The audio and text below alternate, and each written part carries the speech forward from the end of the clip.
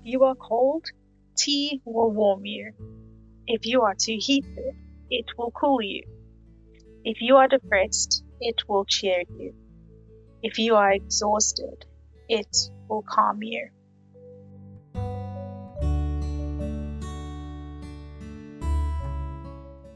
These words by William Gladstone really speak to my soul. I cannot start the day without a cup of tea. In fact, I cannot start anything new without a cup of tea. And just sitting down with my bullet journal, I need a cup of tea. So that brings us to September's 2020 Plan With Me. And you may have guessed it, this month's theme is tea. I have been watching so many brilliant YouTube creators recently, and they all make these beautiful spreads that have really inspired me to push myself to my artistic limit and try something I have never tried before. So here it goes. You'll see I'm starting to mix up a palette of watercolors, and what I decided to do was this beautiful scene of the tea harvest in China.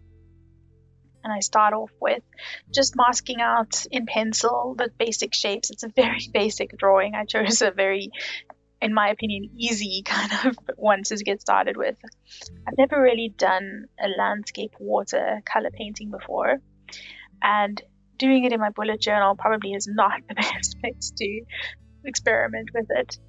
If you've ever used watercolor, you'll know that the paper that you're using has such a big difference on the quality of work that you're able to get out. So this was an experiment in itself. The watercolors don't really play along too well, but I think I was able to achieve something that I'm actually really proud of, and just shows you that if you push yourself, you're able to achieve what you need to. So what I did is I landed up mixing some colors there, and just some browns and some very light pale brownish warm greens, and just laid down a base color there. And then what I do is mix up some brighter greens in every layer, wait for the layer before to dry, mix up some brighter greens, and just put little dots over the base color there. And you can see it start to look a little bit like bushes. So every layer you just add more dots, and as you go towards the horizon, you just make the color go a little bit more yellow, a little bit more muted. It's almost like it's looking out into the sun in the distance there. And that's how I achieved this. And then what I did was I mixed up a slightly darker brown and just went along the edge of the hedges of the tea leaves, just to define almost like a shadow at the bottom of the hedge for each pathway. And again, just building up the different layers and making it look a little bit more 3D and a little bit more contrasty.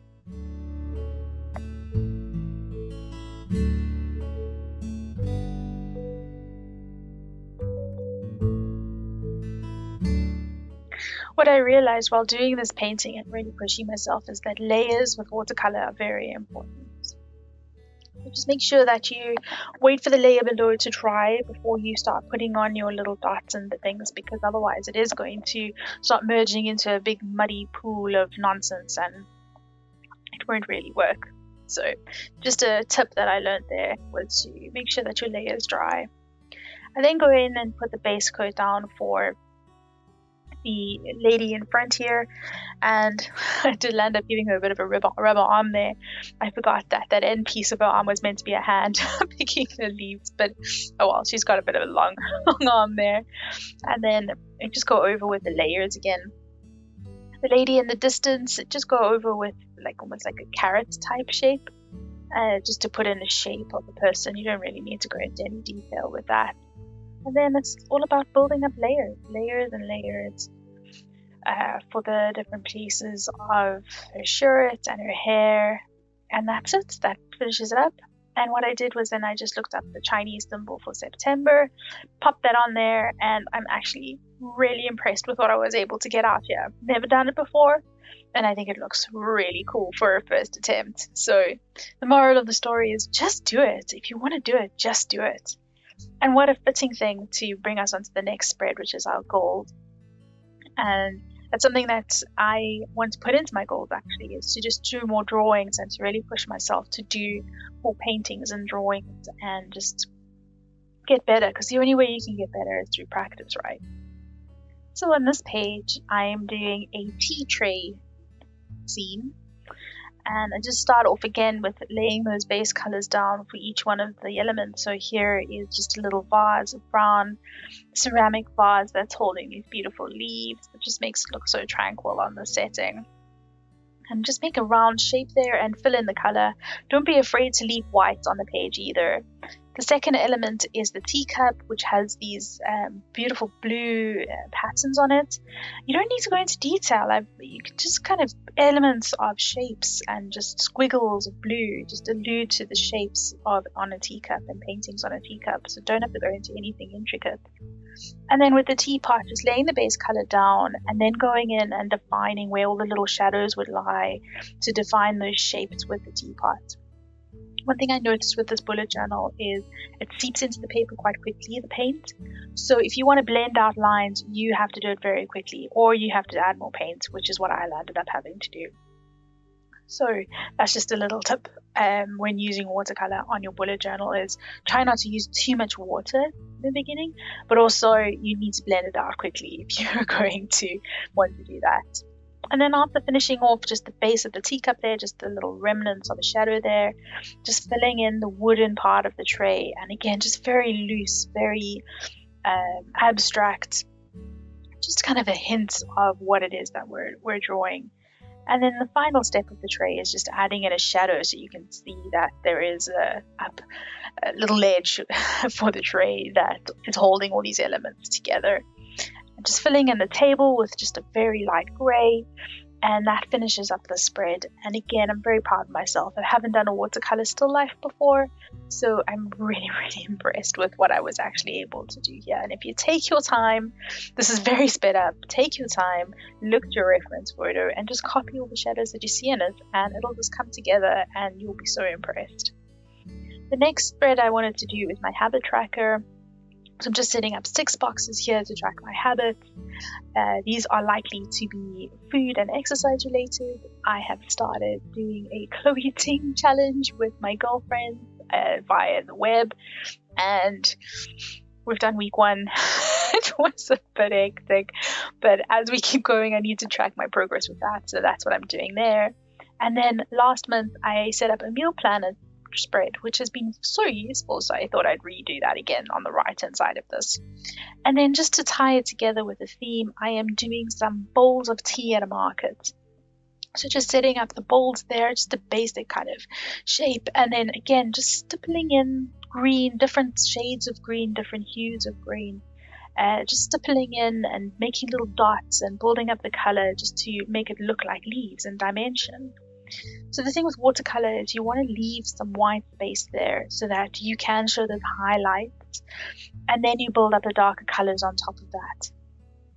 And then just adding in some orangey brown labels for the buckets and some shadows, and letting that dry so that I could go in and just build it up again. And once that's done, you can go in and finish the rest of the spread. I'm just doing some blocks and some drop shadows for the different elements on these 2 spreads, and I really think it pulls it together nicely. I love the green drop shadow. I think it just gives the page a bit of a different dimension. And then once your paint is dried, your base coat is dried, just mix up some brighter shades of the greens that you used, and just to add some of those darker elements and just to make that contrast and those tea leaves pop so that they don't look so flat. And that really finishes up the page. I think it looks absolutely beautiful. I really like it. I think it came out really well.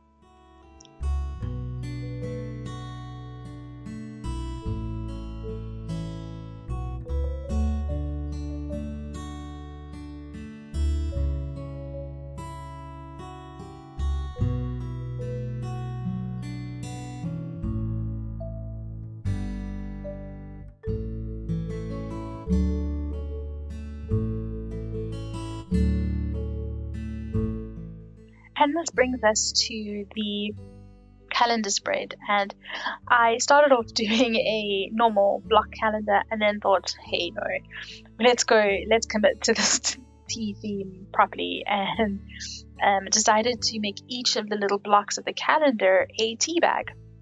So that's what I'm sketching out here. I'm just using a light shade watercolor pencil just to put the outline in. I didn't want to use pencil because it just didn't look as nice.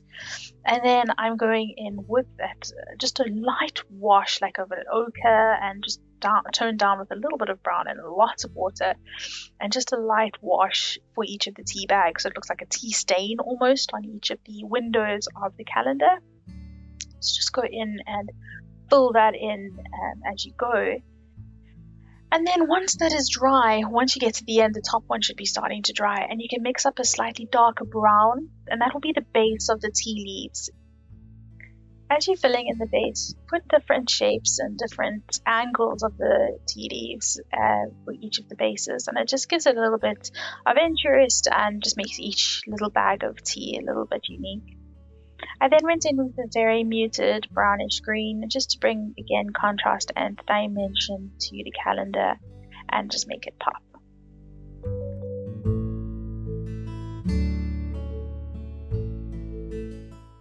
In the top left, I just put the month, and then in the top, you know where the little label for the tea bag would go, I just put the days of the month, and I think it looks quite cute. Whether it's going to be practical or not for writing everything in during the month, I don't know. We'll see how that works out. I'm a little bit nervous because I normally write in some of my work tasks in pencil because they change a little bit sometimes, and I wonder how erasing over the watercolor will work. But hey, if we don't try, we'll never know.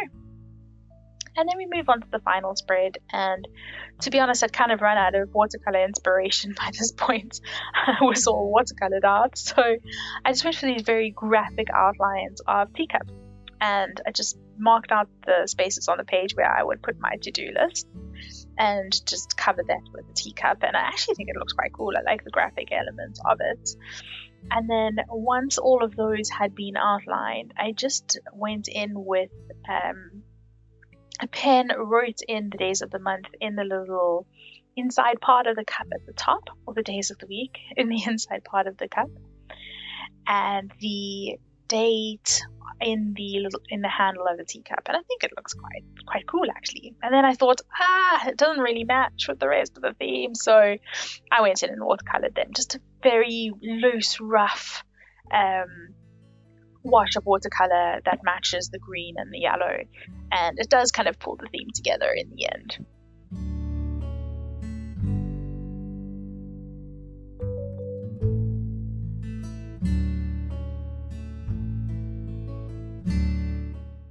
And that brings us to the end of this plan with me. I really am impressed with what I was able to do on that front cover page.